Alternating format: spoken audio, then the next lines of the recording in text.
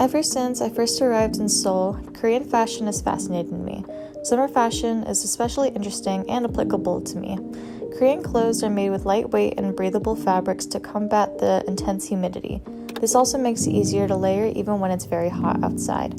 Before coming to Korea, I could look at a person wearing a pair of jeans and a shirt and call it an outfit.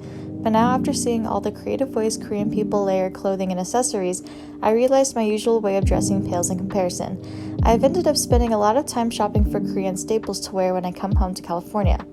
Here are the observations I've made about Korean fashion in comparison to fashion in the USA. In Korea, long flowy dresses, skirts, and pants are very popular. Jeans are less common, but when present, they are flared or wide-legged.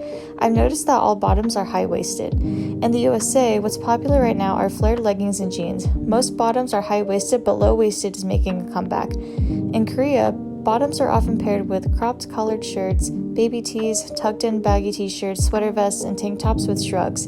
The typical color palette is neutral, with blacks, whites, and browns, or pastel colors.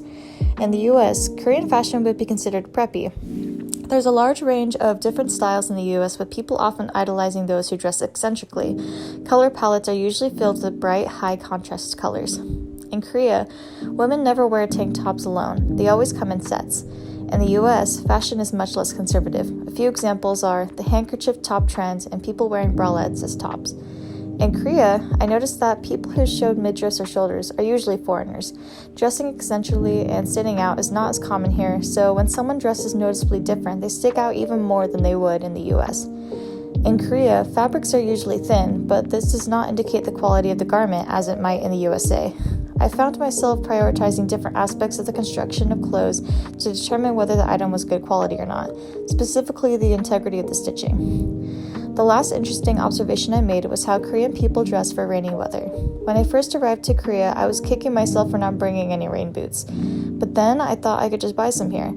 After multiple rainy days and no luck of finding affordable rain boots, I realized that most Koreans prefer to wear sandals and shorts in the rain. They choose a pair of shoes they don't mind getting wet and shorts so that their clothes don't have to look wet all day. Since the weather is still warm while it rains, it suddenly made sense why rain boots aren't as popular here. In the US, specifically California, rainy days are usually chilly, so people bundle up in big coats and rain boots for the day. Students usually opt for sneakers since rain is usually sparse and just a sprinkle. Overall, I would describe Korean fashion as very put together and conservative. I really admire the preppy, girly, popular style in Korea.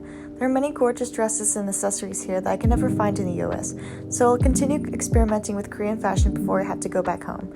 I hope everyone else is also able to find some enjoyment in this unique cultural phenomenon.